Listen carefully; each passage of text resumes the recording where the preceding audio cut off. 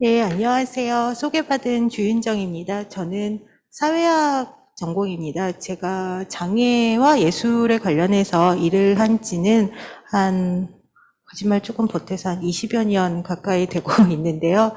처음에 이런 주제에 대해서 연구나 활동을 한다라고 했을 때만 해도 한국에서는 정말 장애인들은 먹고 살기도 힘든데 어떤 예술이라는 것은 사치가 아니냐라는 그런 이야기가 많았었습니다. 하지만, 네. 하지만 지금은 굉장히 장애인분들의 예술에 대한 접근성도 국가적인 차원으로서 많이 지원이 되고 있고 참여하실 수 있는 기회도 많은 것 같습니다. 그리고 또 무엇보다 가장 중요한 것은 우리 사회에서 지금까지는 잘 보이지 않았던 사회에서 이렇게 잘 드러나지 않았던 다양한 장애인들의 모습을 공연 무대나 미술 작품이나 영화나 다양한 어떤 예술 매체를 통해서 접할 수 있다라는 게 굉장히 중요하다라고 생각을 하고 있습니다. 제가 강연에 앞서서도 선생님과 잠시 이야기를 나누었지만 사실 왜 예술에서 장애를 고민해야 되는 것인가 라는 것은 어떻게 보면은 장애인분들을 위한 문제이기도 하지만 현대사회를 살아가는 우리 현대인들이 인간의 다양성과 차이를 이해하기 위해서는 장애인분들과의 다양한 어떤 관계를 통해서 우리가 인간에 대한 이해를 더욱 깊이 할 수 있다라고 생각을 합니다. 그런 측면에서 제가 오늘 장애 예술, 그리고 권리, 관계, 그리고 어떤 포스트 휴먼이라는 주제에 대해서 잠시 말씀을 드리도록 하겠습니다. 장애라는 개념은 여러분들이 주변에 구체적인 어떤 시각장애, 청각장애, 지체장애 등등 다양한 분들의 장애인분들을 생각하시며 왜 이렇게 다른데 각각의 분들이 경험하고 있는 문제나 이분들이 살아가고 있는 방식이나 이런 것들이 굉장히 다른데 왜 이분들을 다 같이 장애라고 부를까? 라는 식의 궁금증을 가지셨을 수도 있을 것 같습니다. 예를 들어서 전통사회에서는 맹인, 농인, 잔질인, 폐질 이런 식의 말들을 썼지만 장애라는 그런 말은 없었습니다. 장애라는 인구 집단이 현대사회에 들어와서 일종의 어떤 국가나 사회가 특별한 관심을 필요로 하는 특정한 집단으로 인식이 되기 시작하는 것은 현대사회의 변화와 아주 밀접한 관계가 있습니다. 대표적으로 전쟁이 발생을 했기 때문에 1차 세계대전, 2차 세계대전을 통해서 전쟁으로 인해서 상위군인들이 정말 많이 생겼죠. 그리고 전쟁으로 인해서 장애를 갖게 된 인구들이 정말 많이 증가했습니다. 그럴 경우에는 국가는 자신들을 위해서 싸웠던 사람들을 위해서 어떤 장애인들에 대한 보조나 보호가 필요하다라는 생각을 하기 시작했습니다. 그래서 장애라는 어떤 범주, 카테고리가 문제가 되기 시작했습니다. 그리고 두 번째로는 현대사회에서는 급격한 산업화를 통해서 산업재해로 인해서 장애를 입게 되시는 분들이 상당히 많이 생겼습니다. 그렇기 때문에 전쟁과 자본주의 발전이라는 그런 과정들은 장애인이라는 사람들을 어떤 사회가 특별히 배려하고 관심을 가져야지 되는 사람들이다라는 식의 생각을 하게 되면서 장애라는 개념이 생겼다고 볼 수가 있습니다. 그래서 전통시대 때 조선 왕조 실록이나 이런 것들을 찾아보면 장애라는 말 자체가 나오지가 않습니다. 폐질, 독질, 맹인, 농인 이런 말들은 있지만 장애라는 말들은 없었다가 장애, 그러니까 disability라는 말의 번역어로서의 장애라는 말은 한국 사회에서는 본격적으로 60년대, 70년대부터 나타난다라고 볼 수가 있습니다. 그런데 우리나라에선 초기에는 불구라는 말도 썼고요. 병신이라는 말도 썼고요. 그러다가 장애자라는 말을 썼습니다. 한국에서 장애인과 관련해서 법이 만들어지는 것이 1980년에 장애자 복지법이라는 것이 만들어졌거든요. 그런데 이후에 장애자에서 자자가 농자자다. 뭔가 약간 기분이 나쁘다. 뭔가 약간 이것이 장애인에 대한 폄훼를 야기할 수 있다. 폄훼, 어떤 무시하는 식의 말로 들릴 수가 있기 때문에 지금은 사람들이 우리는 그러면 장애인이라고 부르자라고 합의한 상태라고 볼 수가 있습니다. 하지만 그 말들은 어떻게 보면은 시대의 변화에 따라서 계속 변화하고 있는데요. 한국 사회에서 저도 기억을 해보면 20년 전에만 해도 길거리에서 장애인분들을 뵙기가 정말 어려웠습니다. 사실은 이동권이라는 어떤 장애인들의 권리, 마음껏 이동하고 어디든 갈 수 있는 그런 권리라는 것이 법적으로도 잘 보장이 되지 않았던 문제도 있지만 교통 편의 이런 부분들이 상당히 부족했습니다. 그렇지만 집 밖을 나오셔도 갈 데도 없었던 거거든요. 장애인분들이 쉽게 어떤 공공예술 공간, 예를 들어서 뭐 국립극장 혹은 뭐 국립중앙박물관, 뭐 예술의 전당 이런 식의 어떤 도서관 이런 공공문화예술 시설들이 장애인분들을 환대하고 반겨주는 장소들이 아니었습니다.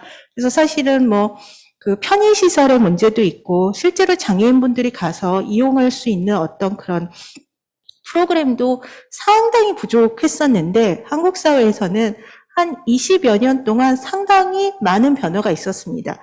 그런 변화가 가능했던 것은 장애인분들의 한국 사회에서의 장애인 인권운동이 굉장히 강력했기 때문에 가능했다라고 저는 봅니다. 장애인분들이 버스를 타자. 우리는 지체장애인들이 휠체어를 타고서는 버스를 탈 수가 없기 때문에 버스를 타게 해달라라는 그런 시위를 많이 하셨고요.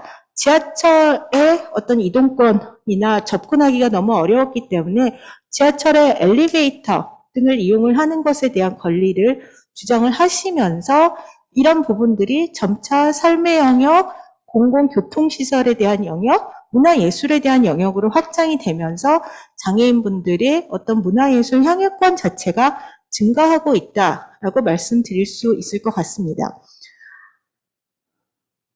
그런데 그렇다면 예술은 왜 장애에 대해서 관심을 가져야 될까?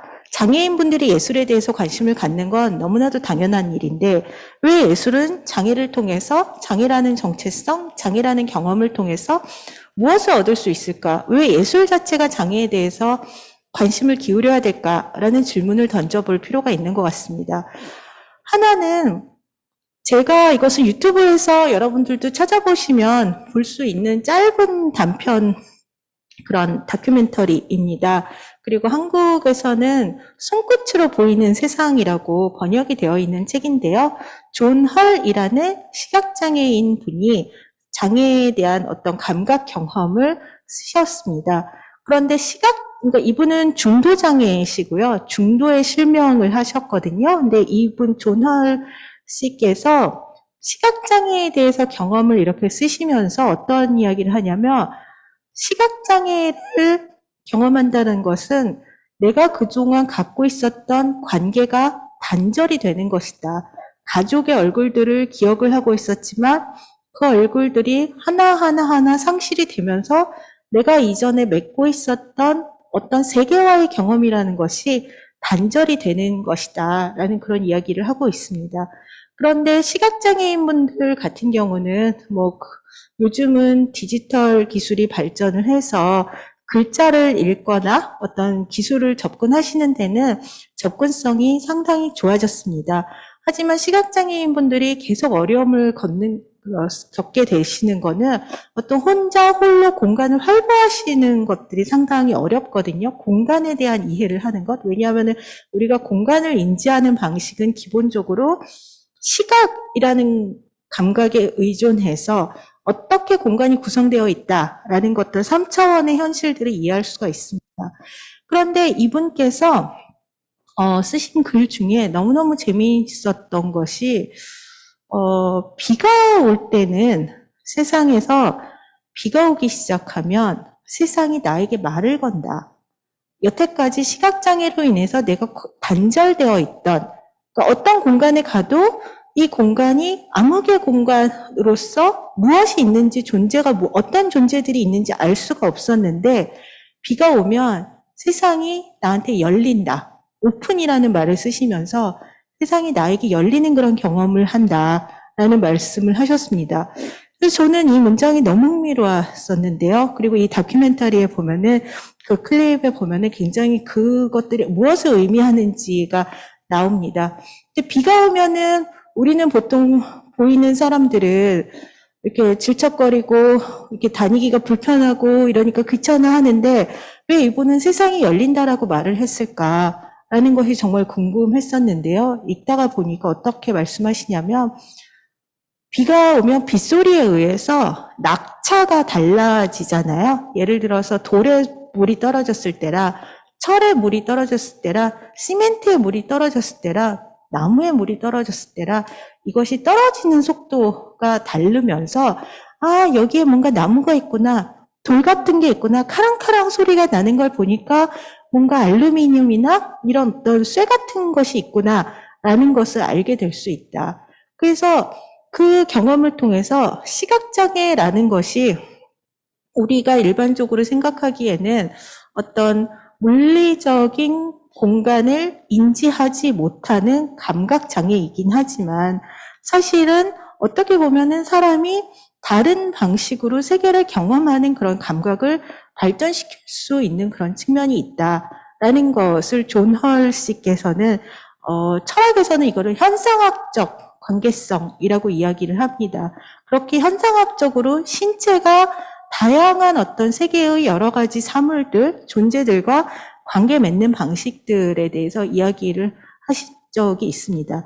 마찬가지로 올리버 섹스라는 어떤 작고하신 정신과 의사 선생님이 계시는데요. 그 선생님께서는 정말 다양한 장애를 갖고 있는 사람들이 세계와 관계 맺는 방식의 다양함 같은 것들을 보여주고 있습니다. 그래서 어떻게 보면은 근대, 현대 사회에서는 비정상이다, 불구다, 뭔가 정상적인 것들을 못하는 사람이다, 결여되어 있다, 모질라다라고 생각이 되었지만 사실은 인간은 너무너무 창의적이고 독창적이고 고유한 방식으로서 세계와 관계를 맺는 존재들이기 때문에 그런 관계를 맺고 있는 것을 어떤 장애인분들은 표현을 하시는 분들이 계시다고 볼 수가 있습니다. 그래서 장애 예술에 대해서 제가 굉장히 오랫동안 관심을 기울이고 공부를 했었던 것은 제가 지금은 인권 관련된 일을 많이 하지만요. 인권적인 어떤 시민적 책무나 권리와 정의의 언어뿐만 아니라 인간의 다양성을 이해하기 위해서는 우리가 장애인들과 어떻게 같이 살아가는지, 그리고 세상을 경험하는 방식이 보이는 사람들의 방식이 다르고, 보이지 않는 사람의 방식이 다르고, 들리는 사람의 방식이 다르고, 들리지 않는 사람들의 방식이 각각 상이하다라는 어떤 그런 풍부함을 이해하는 것이 굉장히 중요하다라는 그런 생각을 했습니다.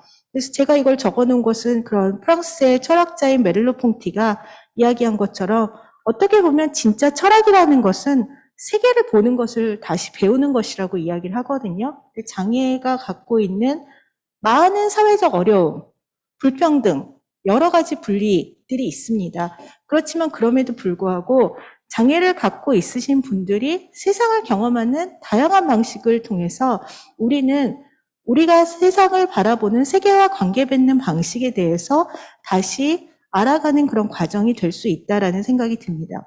그래서 장애의 문제는 저는 관계성 속에서 이해를 해야 된다라고 생각을 하는데요. 관계성이라는 것이 오른쪽의 사진은 우리나라 KTX인 거죠. 그리고 왼쪽은 제가 아마 일본의 그 신칸센 사진을 갖고 온 것 같은데요. 우리나라에서는 사실은 교통의 그 물리적인 공간에서 KTX를 타시기 위해서는 저런 이동차가 와서 휠체어차가 와가지고서는 이렇게 올려주고 내려주고 이런 것들을 해야 되거든요. 그래서 지체장애인분들 같은 경우는 KTX를 타실 때 아마 기차역에 무조건 15분에서 20분 전에 나가셔서 그거를 기다리는 거죠. 그렇지만 만약에 우리의 그 도시의 건조 공간, 영어로는 built environment라고 하는 물리적인 공간 자체가 장애를 갖고 있는 사람들도 접근 가능하게 만들어졌다라면 사실은 시범일씩 기다릴 수 있는 게 아니라 누구나 그냥 쉽게 접근할 수 있는 것을 무엇이 장애가 된다라는 것은 그 사회의 구조, 그 사회의 공간의 배치, 그 사회에서 중시하는 어떤 가치에 의해서 정해지는 거지, 절대적으로 어떤 사회에서는 장애인인 사람이 다른 사회에 가서도 장애인이고 라는 것이 아니라는 것을 말씀드릴 수가 있습니다. 또 책을 하나 말씀드리면요. 그 관계성 속에서 장애를 이해해야 되는 것이 한국어로도 번역이 되어 있는 책인데 마르타 비니어드 섬의 사람들은 수화로 말한다는 그런 책이 있습니다. 그런데 이 책은 마르타 비니어드라고 미국에 있는 어떤 휴양지인 섬이거든요. 근데 그 섬에서는 인구의 한 50% 이상이 청각장애를 갖고 계시대요. 그래서 이 섬에 서는 사람들이 누구나 다 수화를 사용을 한다고 하거든요. 그래서 마을에서 회의를 하거나 마을에 어떤 모임이 있으면 누구나 다 나와서 수화를 하면서 의사소통을 하시는, 그렇기 때문에 거기서는 청각장애인 분들이 특히 배제되거나 뭔가 말을 못하는 그런 사람이 아니고 그냥 마을 사람으로서 같이 어울려 살아가는 그런 방식을 갖고 있다고 합니다. 게다가 말사 비니아드 섬은 섬이다 보니까 어업 활동을 많이 하시는데 청각장애인이 아닌 농인이거나 농인이 아닌 비장애인 분들이 배에서 이렇게 수신호를 막 이렇게 하는데 그걸 수화를 통해서 하기 때문에 수화가 또 다른 방식의 매체로 사용이 되기도 한다.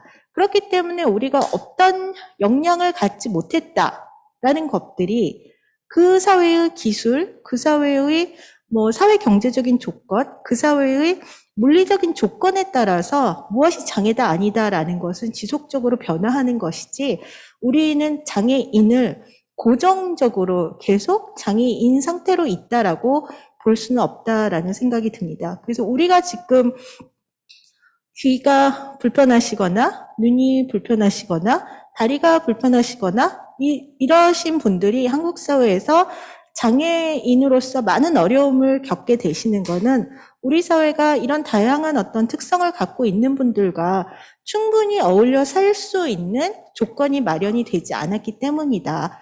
그렇지만 예술에서는 계속해서 어떤 장애와의 그런 대화를 통해서 인간의 다양성을 이해를 해나가는 것이 굉장히 중요하다라는 그런 생각이 듭니다. 이 부분은 제가 이탈리아에 가서 장애인들과 같이 워크숍을 하는 곳에 가서 찍은 사진들인데요. 하나만 말씀을 드리고 싶은 것 중에 하나가, 이탈리아에 가서 장애인들이 예술로 어떤 다양한 활동을 하시면서 워크숍을 하는 곳에 갔을 때 가장 놀라웠던 것이 속도의 차이였습니다. 왜냐하면은 한국 사회에서는 뭔가 사람들한테 굉장히 모든 것을 빨리빨리라는 이야기들을 강조합니다. 그래서 아마 국립극장에서도 교류를 많이 하실 텐데, 영국의 그 장애예술 하시는 분들이 와서 한국의 장애예술가들과 워크숍을 할 때 빨리빨리가 뭐예요? 이러고 저한테 물어보는 거예요. What is 빨리빨리? 이러면서 왜 모든 걸 다 장애인들한테 빨리빨리 하라고 하냐고. 그런데 이탈리아에 제가 작업장에 갔을 때는 누구나 아주 심한 중증 장애를 갖고 계신 분조차도 어떤 자신을 표현하기 위해서 시간을 충분히 주고 그것을 기다리고 경청하는 그런 모습이 있었습니다. 그래서 어떻게 보면 한 사회가 다양성을 존중하고 다양한 특성을 가진 사람들과 어울려 산다라는 것은 시간을 충분히 들여서 기다려주는 것이 굉장히 중요하다는 생각이었습니다.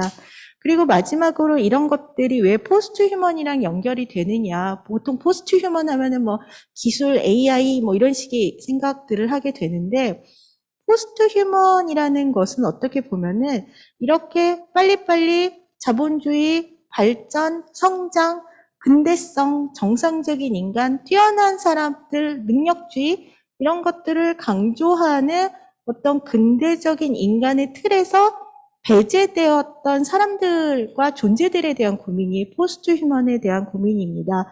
그렇기 때문에 우리가 한쪽에서는 AI나 아주 트랜스 휴먼 이런 방식으로 인간보다 더 뛰어난 존재들에 대한 고민을 통해서 사회의 발전을 생각할 수도 있지만, 근대적 인간 범주에 충분히 들어가진 못했지만, 굉장히 풍부하게 인간으로서 존재를 영위하고 있었던 다양한 존재들, 장애인이라고 불렸던 분들과 사회가 적극적으로 관계를 맺기 시작하고, 그것을 예술적 상상력으로 결합을 할 때 우리 사회는 조금 더 품이 있고 인간의 존엄을 존중하는 그런 사회가 되지 않을까라는 생각을 하고 있습니다. 감사합니다. 네, 안녕하세요. 방금 소개받은 연극평론하는 이진아입니다. 사실 저는 장애운동이나 장애예술의 전문가는 아니고 그냥 최근 한국 연극계에서 장애예술가들과 함께 협업하거나 또는 이 주제에 대해서 좀 새로운 방식으로 접근하는 다양한 작업들을 좀 관심 있게 보아온 평론가일 뿐이어서 사실 이 이야기판에 초대를 받아서 패널로 제가 발언을 하는 게 괜찮을까? 제가 그럴 자격이 있을까? 하는 그런 두려움, 망설임 같은 것들도 있었는데요. 근데 최근에 이러한 작업들을 바라보면서 또 그간 한국 연극이 가지고 있었던 비장애 중심주의에 대해서 좀 비판적으로, 반성적으로 성찰하면서 제가 가지고 왔던 여러 가지 질문들과 고민들을 같이 이곳에서 노출하고 그 한계에 대해서 같이 토론하고 하는 그런 시간을 갖는 것도 어떻게 보면 의미가 있겠다. 그리고 아마 그런 것을 해달라는 그런 의미에서 저를 초청한 것이 아닌가라는 그런 생각을 가지고 일단 이 자리에 오게 되었습니다. 제가 오늘 여러분들과 함께 하려고 하는 이 이야기의 몇 가지 키워드들, 질문들을 좀 정리를 해보았는데요. 하나는 극장, 무대예술, 배우의 몸, 배우의 테크닉, 그리고 매너, 극장이라고 하는 관습, 극장이 강제하는 관습들에 대한 이야기일 것이고, 다른 하나는 완벽한 신체, 이상적 몸이라고 하는 것이 가지고 있는 허상, 정상성 헤게모니에 대한 이야기, 그리고 그러한 것들이 우리에게 당연한 것처럼 씌워졌지만 사실은 감각의 위계일 뿐이다라고 하는 이야기, 그리고 차별과 배제를 중립적이고 자연스러우며 비정치적으로 만든다는 것이 어떠한 권력인가에 대한 이야기, 예술가, 예술 작품이라는 신화, 전통적이고 미학적인 또 사회적인 가치 개념에 대해서 질문해 본다는 것의 의미, 그리고 다양성, 포용성, 접근성이라고 하는 키워드, 그리고 우리 사회 문화의 무지와 폭력에 대해서 저항한다는 것, 이런 것들이 오늘의 제가 하려고 하는 이야기들의 주제 정도가 될 것 같습니다. 극장은 관습과 규율의 장소입니다. 우리 문화가 지닌 신체에 대한 통제와 훈육, 몸에 대한 어떤 이상화, 이런 것들을 드러내는 장소이지요. 그래서 우리는 무대 위의 무용수의 몸이나 배우의 몸은 이러저러해야 한다라고 하는 일종의 관념적 어떤 이상을 가지고 있습니다. 사람들이 아름답다고 느끼는 비율의 신체, 잘 통제된 운동성, 정확한 발성, 표준어를 사용해야 한다든가 하는 이런 것들이 우리 몸에 대해서 우리가 가지고 있는 여러 가지 관념과 이상을 무대 예술이 계속 재현해주고 있는 것이죠. 배우라면 신체 훈련을 통해서 자신의 몸을 완벽하게 통제할 수 있어야 한다는, 그리고 그것이 배우의 전문성이다, 배우 테크닉이란 바로 그런 것이다 라고 하는 것을 근대 이후의 무대 예술은 요구하고 강조합니다. 이런 신체에 대한 통제와 훈육은 매너라고 하는 이름으로 관객에게도 강제되는데요. 그러나 이러한 관습은 배우에 대한 강제 또는 관객에 대한 강제, 극장의 관습, 이 모든 것들은 특정한 시기에 역사적으로 형성된 것입니다. 우리는 일반적으로 극장에 들어가면 무대에 불이 켜지고 객석에 불이 꺼지는 순간 공연이 시작되고, 공연이 시작되는 동안 관객은 꼼짝없이 수동적으로 어둠 속에 몸을 숨기고 무대를 봐야 된다라고 생각하고 있지만, 사실 2000년이 넘는 무대 예술의 역사를 봤을 때 그러한 관습이 강제되고 자연스러운 것으로 여겨진 시기는 한 120년 정도도 채 안 되죠. 바로 이러한 것들이 극장이 관습과 규율을 어떤 방식으로 강제하게 되는가라고 하는 것을 보여주는 부분이라고 생각이 됩니다. 정상적인 몸이라고 하는 개념은 사실 현실 세계와 유리된 것뿐만 아니라 정상성 헤게모니로 창조된 이미지를 통해서 지속되고 이제 강화된 것일 뿐입니다. 사실 모든 인간의 생애 주기를 봤을 때에도 몸을 완벽하게 본인이 컨트롤하고 어떤 사람의 도움 없이도 내가 나의 일상을 영위하고 아프지도 않고 사람들이 생각하는 이상적이고 완벽한 몸인 상태인 경우는 상당히 짧은 시기밖에는 되지 않다라고 하는 것을 알 수 있죠. 어떤 몸이 정상이고 표준이라고 하는 이 관념은 일종의 정상성 헤게모니라고 말할 수 있습니다. 그럼에도 불구하고 우리는 현실과 유리된 이상화된 몸을 무대 위에서 보게 되면 저게 정상이야. 저게 중립적인 몸이야. 그렇지 않은 몸은 좀 특이한 몸, 특별한 몸이지 라고 여기게 되죠. 인간다움의 표준, 특정한 몸의 이상화, 몸을 통제할 수 있으며 해야만 한다라고 하는 요구, 그리고 그렇게 해서 활동적이고 생산성이라고 하는 것을 만들어내야 된다라고 하는 개념. 그래서 우리는 너무 뚱뚱한 사람에게는 너 관리해라고 하거나 몸이 아파지면 네가 평소에 관리를 안 해서 그래라고 하거나 다 네가 하긴 나름이야라고 얘기하거나 이런 말들을 듣게 되는 것이죠. 바로 이런 것이 이제 우리가 가지고 있는 몸에 대한 일종의 관념이라고 할 수 있습니다. 수자 웬델이라고 하는 장애학자는 장애를 만드는 것은 사회적이고 문화적인 요인이라고 이야기하면서 사회적으로 기대되는 수행 능력, 젊고 장애가 없고 이상적 외모를 갖춘 건강한 성인 남성을 시민의 표준으로 삼는 사회, 바로 이것에 대한 지적을 한 바 있습니다.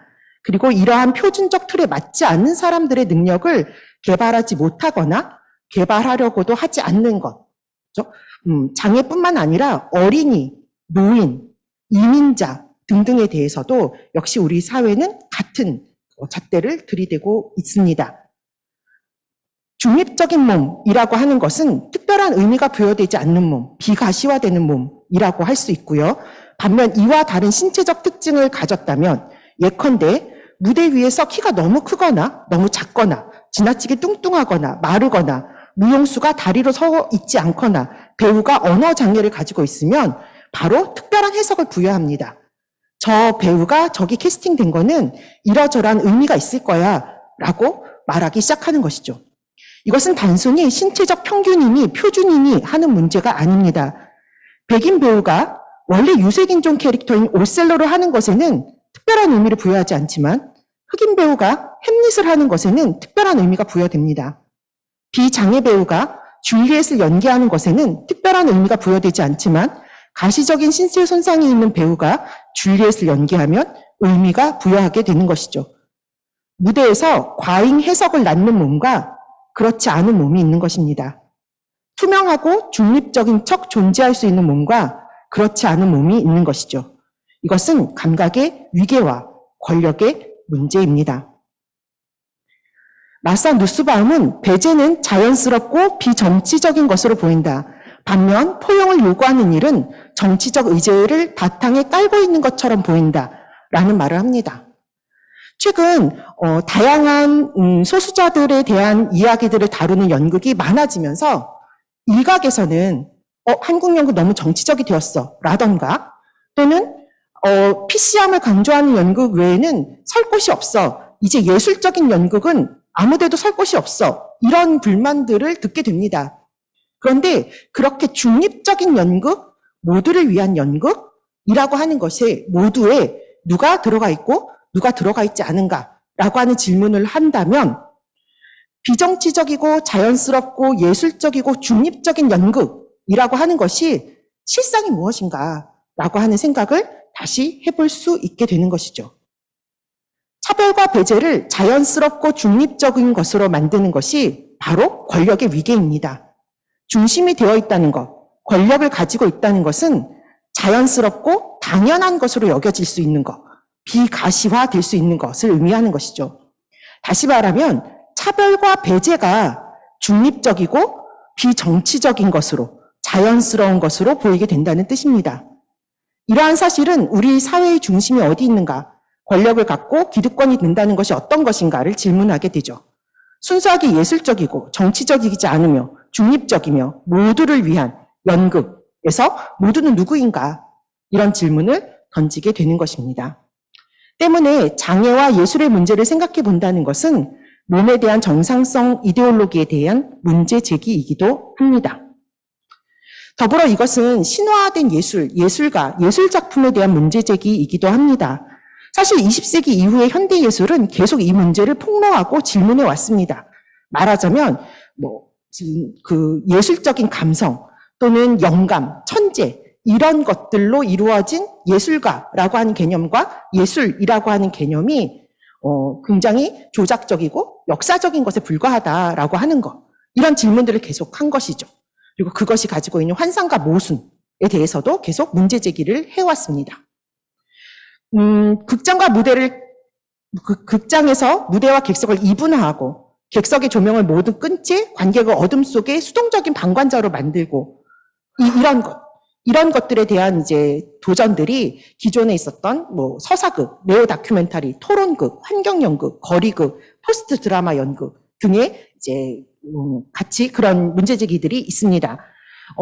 장애 예술 역시 바로 이러한 현대 예술의 어떤 신화들에 도전하는 그러한 의미들을 역시 가지고 있다는 생각이 듭니다. 폴 앤서니 다크는 장애예술은 전통적인 미학적 사회적 가치에 대한 도전이다. 말하자면 그런 가치의 토대를 허무는 것이다 라고 이야기했는데요. 바로 이 예술을 가지고 있는 예술가, 전문 예술성 또는 예술 작품, 이런 모든 개념에 대한 문제제기 같은 것이 바로 이 말에 녹아있다고 생각이 됩니다.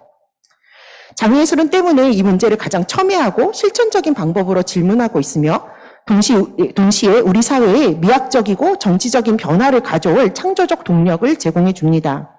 무대 예술의 근대적 관습이 가지고 있는 모순에 대해서, 우리 예술이 관념적으로 제시해온 이상화된 몸에 대한 이데올로기에 대해서, 몸을 완벽하게 통제할 수 있다는 우리의 환상에 대해서, 예술가, 예술작품, 예술이라는 제도가 가지고 있는 모순에 대해서, 이 모든 문제에 대해서 장애예술은 미적, 윤리적, 정치적 질문을 던지고 있습니다.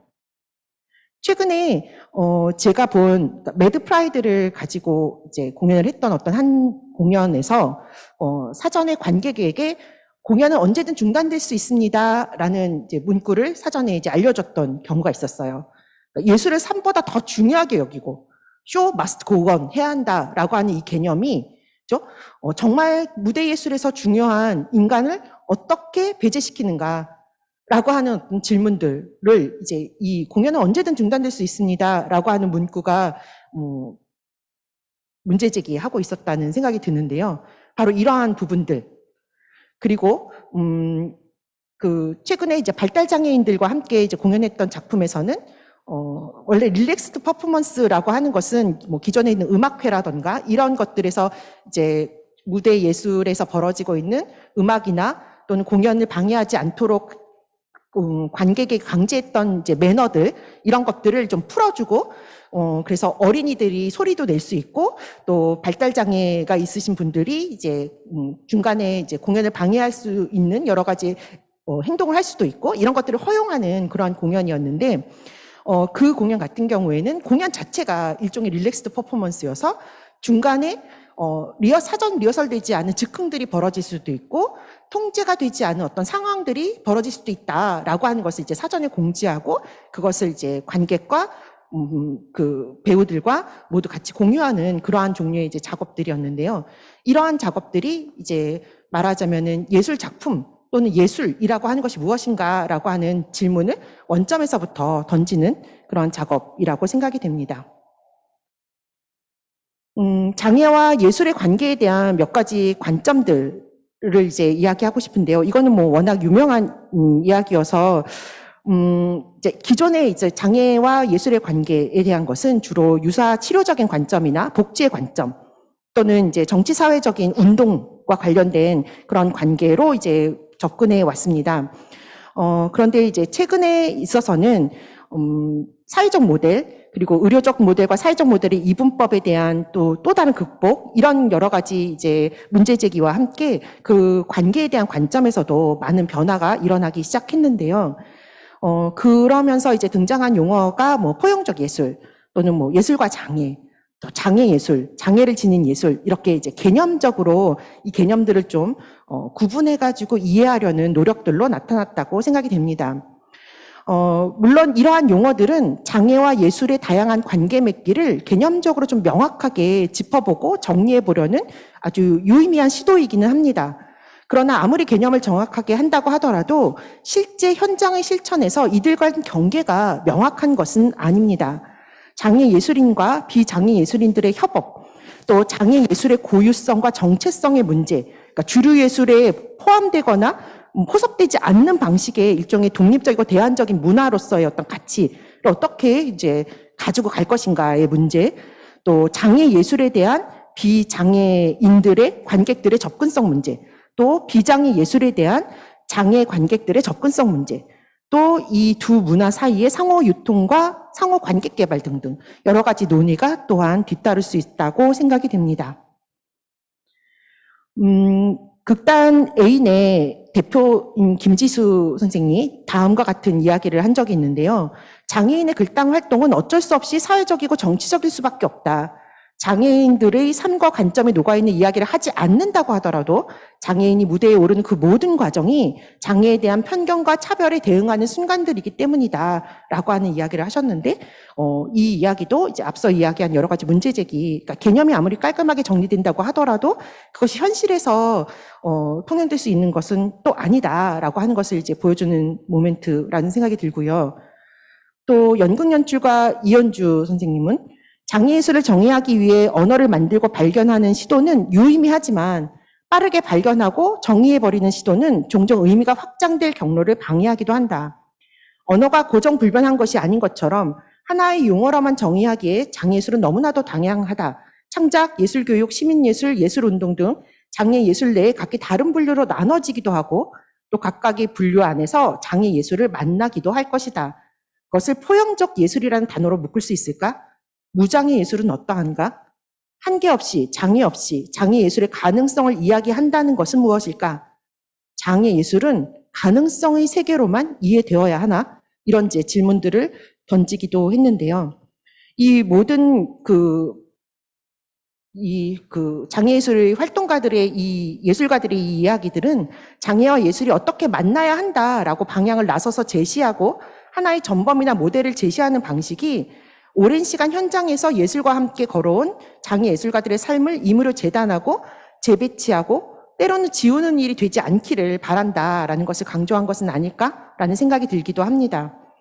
장애와 예술의 관계를 논하는 일, 극장이 우리에게 무엇인가를 질문하는 일, 극장이 배우와 관객의 몸에 대하여 어떤 관습과 규율을 가지고 있는가를 반성적으로 생각하는 일, 새로운 미학적 가치를 발견하게 하는 일, 이 모든 것들이 이제 새로운 미학적 가치를 발견하게 하는 일이며 우리 사회의 다양성을 경험하게 하는 일입니다. 장애인의 이미지와 경험을 주변화하는 일에 저항하고 모욕하고 착취하는 사회 문화적 배제와 불합리를 예술적 실천을 통해서 가시화하는 일이기도 하죠. 무엇보다 중요하다고 생각되는 것은 그간 우리 문화가 무지한 채 머물러 있었던 몸과 마음의 한계와 고통에 대하여 장애 문화가 축적한 지식과 경험을 배우고 나누어 갖는 일은 아닐까라는 생각도 해봅니다. 이상입니다.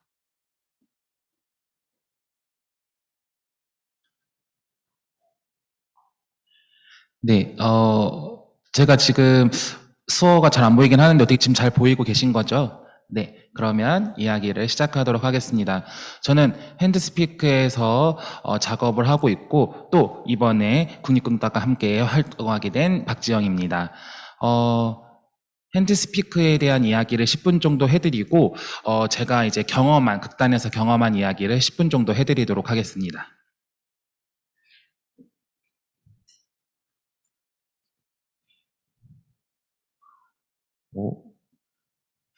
네. 핸드스피크에 대해서 먼저 어떤 곳인지 간략하게 설명해드리고 싶은데요.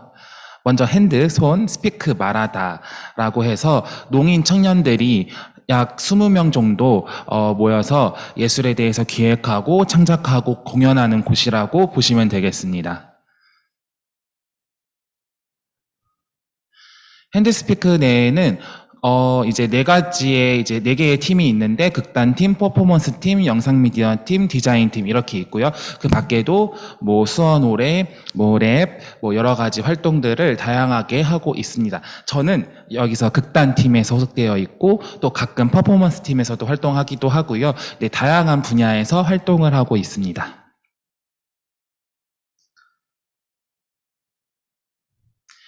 저희 극단 배우는 약 10명 정도가 되는데요. 함께 활동을 하고 있고요.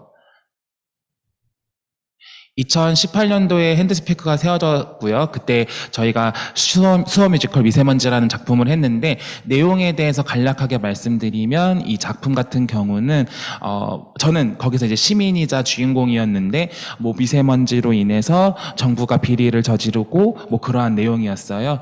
그 무대에는 모두 농인 배우들이 섰고요. 수어만 있었던 것이 아니라 음성도 같이, 한국어도 있었는데 맞은편에 이제 한국어 배우들이 앉아서 같이 호흡을 맞췄어요. 약 2달 정도 호흡을 맞추면서 무대를 꾸몄고요. 수어 뮤지컬이기 때문에 당연히 넘버도 있는데, 이 넘버를 수어로 할 때 박자를 맞추는 것을 어떻게 할까라고 할 때는 이제 이 한국어 배우가 노래를 부르면서 동시에 무대에 있는 농인 배우에게 박자를 알려주는 방식으로 진행했습니다. 이때 이 당시의 영상을 잠깐 보여드릴게요.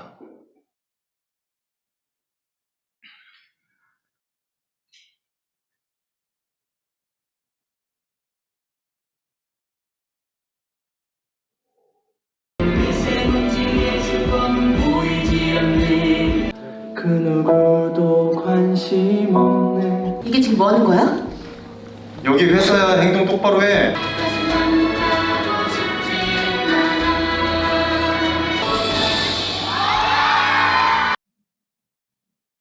네, 이렇게 수어 뮤지컬 미세먼지를 올렸었고요. 또 다음으로는 이제 연극 사라지는 사람들인데, 이 당시 이제 이거는 무대에 청인만 서는 것이, 농인만 서는 것이 아니라 청인과 농인이 함께 무대에 섰어요. 처음에 시도하게 된 거는 어떻게 할 수 있을까 하면서 시도해 본 건데, 한번 보여드릴게요. 먼저 이렇게 일부를 보면 여기 지금 청인과 농인이 한 무대에 서 있고, 둘 다 같은 대본을 가지고 한국어로, 한국 수어로 이야기하고 있습니다. 여기도 지금 반으로 갈라져 있는데, 이 빨간색 옷을 입은 여기 이쪽을 보시면 여기는 농인이 한 명이고 나머지는 다 청인 배우예요. 그래서 다 한국어로 하고, 또 여기 반대쪽으로는 청인이 한 명, 농인이 나머지가 다 농인이고요. 여기는 또 수어로, 한국 수어로 이야기하고요. 그러니까 여기 뭔가 1대1 꼭 한국어와 한국 수어를 매칭시킨 게 아니라 무대에서 다양하게 한국어와 한국 수어가 잘 섞여들게끔 무대를 꾸몄었고요. 2부에서는 이제 청인은 없고 농인만 했지만, 대신 이제 농인 배우들이 무대를 꾸민다면 양쪽 가에 청인 배우들이 서서 이제 앉아서 이제 이걸 한국어로 해주는데, 이때 뭐 앉아만 있는 것이 아니라, 예를 들면은 뭔가 넘버에 맞춰서 춤을 춰야 한다라고 할 때는 청인 배우들이 무대로 올라와서 같이 춤을 추고, 그 다음에 다시 자리로 돌아가서 한국어로 연기를 하고, 이런 식으로 그 무대를 꾸며 보았거든요. 이게 여럿이 함께 필요할 때 이런 식으로. 이거 같은 경우는 이제 재작년에 저희가 한번 시도해 본 작품이어서 쇼케이스를 마쳤고요. 그 다음에 이제 공연을 하려고 했는데 코로나 때문에 공연은 못했고, 이렇게 대신 이렇게 사진으로 보여드리는데요. 이게 수어로 같이 또 노래도 하고 있고요.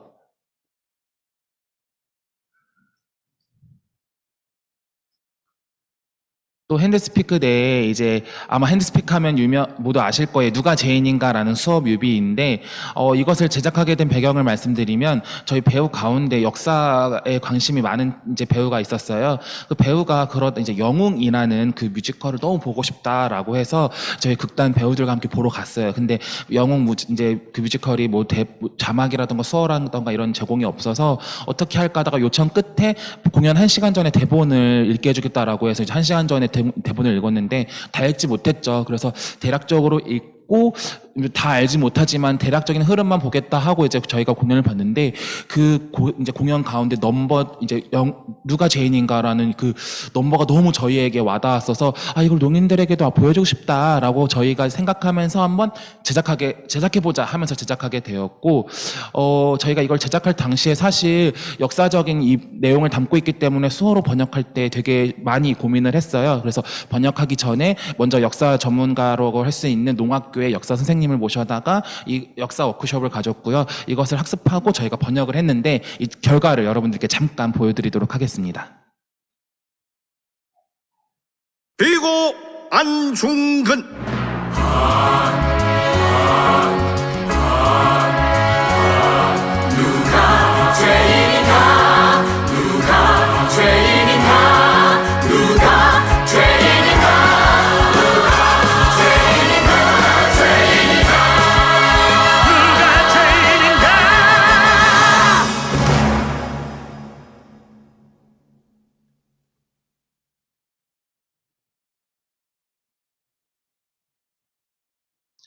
네, 이렇게 저희가 했던 작품들을 소개해 드렸고요. 그 밖에도 여러 활동들을 하고 있습니다.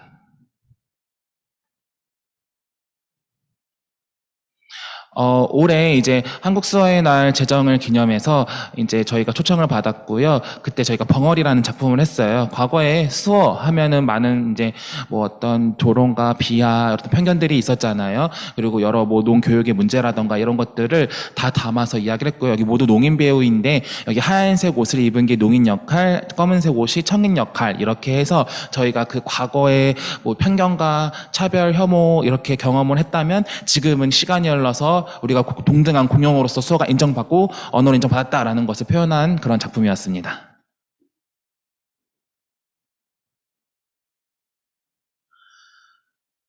이제 저희가 직접 작품을 창작해보기도 하지만 이미 있는 기존의 작품들을 가져다가 저희가 또 공연을 하기도 하는데요. 이제 이 작품은 재책이라는 작품이에요. 이제 기존에 있던 작품을 가져다가 저희가 만들어 봤고요. 이것을 저희가 송출로 이제 보여드렸던 작품입니다. 올해 극단 워크숍에서 이제 또 했던 작품인데요. 저희 극단 워크숍 때 두 가지의 팀이 작품을 이제 공연을 했어요. 엘리베이터라는 작품이 있었는데 그 중에 이제 저희가 농인 연출이 이제 작품을 함께 이제 배우들과 논의하면서 작품을 만들었다면 이번 워크숍 때는 배우들이 논의하고 배우들이 연출하는 작품이었습니다. 그래서 실제 무대는 아니지만 무대라고 할 수 있는 공간을 빌려서 이곳에서 어떻게 꾸미고 어떻게 동선을 만들고 이러한 것들을 고민하면서 만들었거든요. 그래서 저희 배우들이 이 엘리베이터라는 공간을 표현하기 위해서 이런 철제 이런 도구들을 사용했고요. 이 좀 뭔가 폐쇄적 공간 또 어떤 이것을 좀 더 부각시킬 수 있을까라고 할 때 뭐 철제 공간을 밀기도 하고 벽을 밀기도 하면서 이렇게 표현을 했고요. 이런 시도들을 해본 결과 많은 이제 관객들께서 너무 몰입도가 좋았다라는 말들 해주셨고요. 또 이 워크숍 같은 경우는 이제 농인들의 무대이기 때문에 어떤 꼭 청인에게 뭐 배려를 맞춰야 한다 어떤 그런 것들을 고민하지 않았어요. 그리고 또 청인들이 왔을 때 수어로 된 무대가 어떤지 경험을 하는 것이 중요하기 때문에 그렇게 무대를 진행해 보았었습니다. 네, 여기까지 설명을 드렸고요. 더 궁금한 게 있으시다라고 하면은 홈페이지 또 유튜브 채널, 저희 핸드스피크 채널에 오시면은 더 보실 수 있습니다.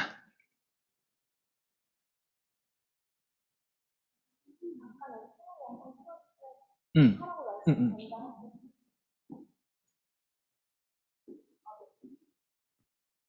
네, 저희가 이제 국립극단에서 장애와 예술이라는 이제 주제로 이제 프로젝트를 이제 하시면서 거기서 이제 연출가님을 만나게 됐죠. 그래서 다큐멘터리 연극이라는 것을요. 그래서 저를 이제 캐스팅하고 싶다고 얘기하셔서 이제 만나게 되었는데 전 다큐멘터리 연극은 해본 적이 없어서 어떤 극일까 하는 마음으로 참여한 것도 있어요. 그래서 이제 참여하면서 청인 배우와 저와 함께 한다라고 해서 이제 하게 됐는데 사실 청인과 함께 2인극을 함께 할 수 있을까? 청인 사회와 농인 사회의 방식이 다를 텐데 이게 어떻게 잘 어우러질까? 이런 고민들도 있었던 것 같아요. 그래서 연출님께서도 되게 계속해서 어떻게 하면 좋을까 고민하고 방법을 찾으셨었거든요. 그래서 얼마 전에 저희 이제 공연 이제 쇼케이스 보여드렸는데 아까 이제 긴 제목 보여드렸었죠. 아까 읽어주셨는데, 네.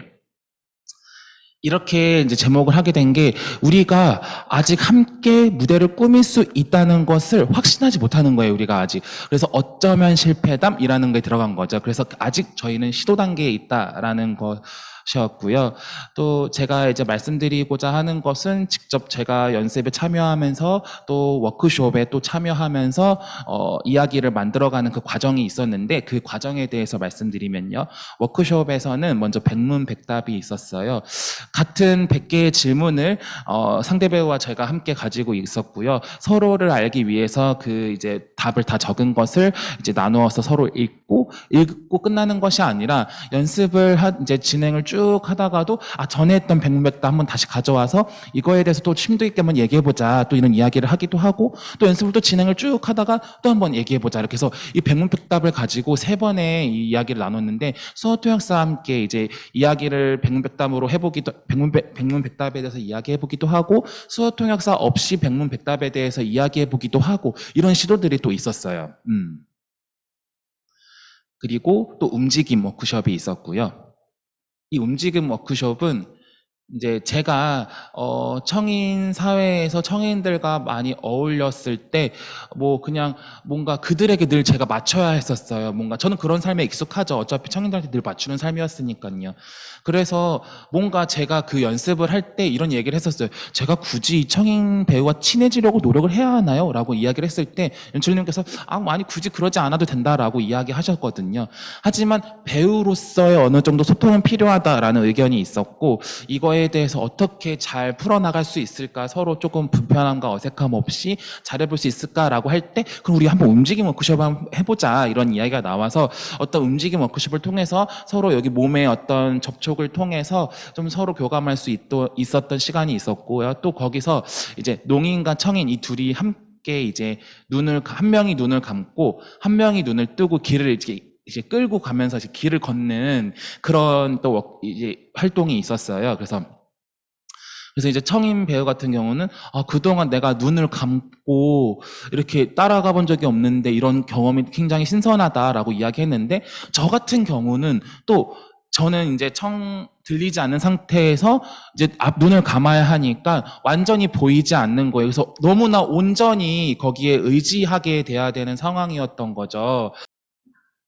네. 그래서 이런 움직임 워크숍을 통해서 가장 기억에 남았던 것을 이제 마저 또 이야기 드리면, 이제 눈을 감고 이제 이렇게 이제 한쪽이 제가 이렇게 끌고 가기도 하고 제가 끌려가기도 했는데, 청인 배우 같은 경우는 이제 끌려갈 때 천천히 이제 걸어가잖아요. 근데 제가 반대로 이제 제가 끌려갈 때는 뭔가 앉기도 하고 뭔가 막 고개 숙이기도 하고 막 그러니까 되게 어려운 거에서 저는 되게 엄청 의지하면서 갔던 것 같아요. 약간 그 워크숍을 통해서 서로를 믿고 따라가고 서로를 약간 의지하는 그러한 경험을 할 수 있었습니다.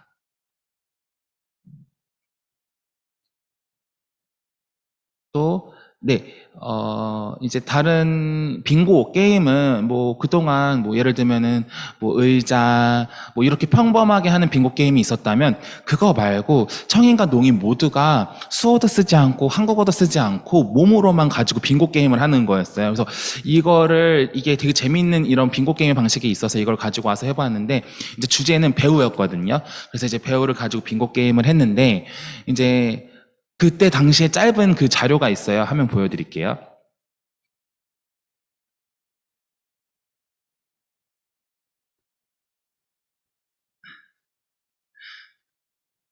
네, 김강규 배우가 했던 너가 아버지 뭐 하시노? 그거의 이제 장면이었는데요.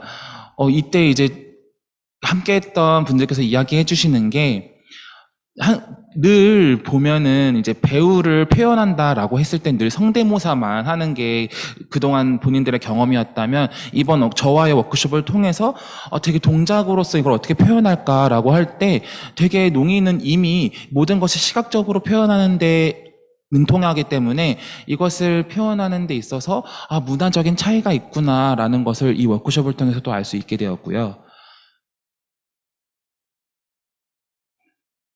또 함께 어떻게 우리가 무대에서 연기할 수 있을까라는 고민을 하면서 이렇게 또 신체 활동을 하는 이 워크숍을 했는데요. 이때 강사님을 모시고 함께 연기를 하는데 이 강사님께서는 언어는 중요하지 않다. 상대가 중요하다라는 이야기를 하셨어요. 그래서 이 상대를 발견해야 한다. 그래서 사물을 만나보고, 뭐 몸을 만나보고, 생각을 만나보고, 사람을 만나보고라는 이 테마를 가지고 계속해서 훈련을 했었어요. 그래서 이 훈련을 하고 무대에 서고 이제 소통을 하면서 계속해서 강사님께서 말씀하신 그 언어는 중요하지 않다라는 이야기.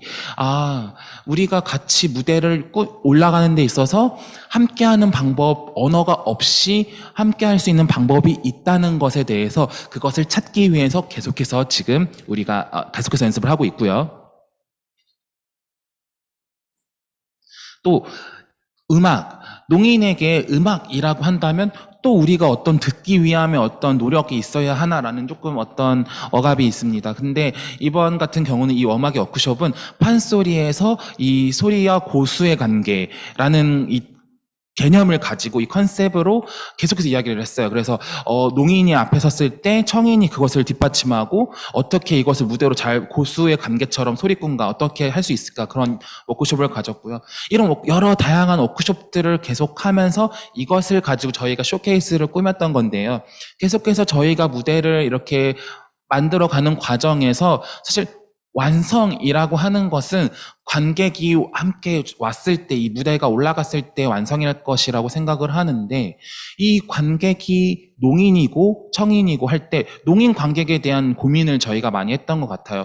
그래서 홍보수어 영상이 되게 필요하다라는 이야기가 많았거든요. 굉장히 예를 들면 지금까지 농인을 위한 배려가 된 어떤 배려 플레이 공연이 있다, 이런 홍보들은 많이 봤지만, 그런 홍보 포스터들은 많이 봤지만, 농인들에게는 그게 그냥 되게 익숙한 포스터여서 사실 저희 무대가 농인이 나오는 거라는 것조차 모르는 분들이 계셨어요. 포스터를 보고는. 그래서 이 포스터, 이 홍보에 관해서도 어떻게 하면 이것이 좀 더 농인들에게 친근하게 다가갈 수 있을까 고민이 필요할 것 같고요. 또 농인이 어떤 극장이나 이런 곳에 가면은 늘 이 하우스에서의 먼저 배리어를 경험합니다. 배리어 프리라고 이야기하지만 막상 극장에 가면 늘 한국어로 말을 걸기 때문에 우리는 늘 거기서 배리어를 겪는 거예요. 하우스에 많은 분들이 이 농인 관객이 왔을 때 어떻게 해야 할지 미리 준비가 있어야 한다는 거죠. 그래서 이것에 대한 고민이 있었고요. 그래서 극장이나 이 하우스에서 어떻게 이것을 할 수 있을까 논의를 계속했는데, 이 논의를 할 때 가장 저희가 중요하게 이야기를 나누었던 것은 농인 당사자에게 물어보자라는 것이었습니다.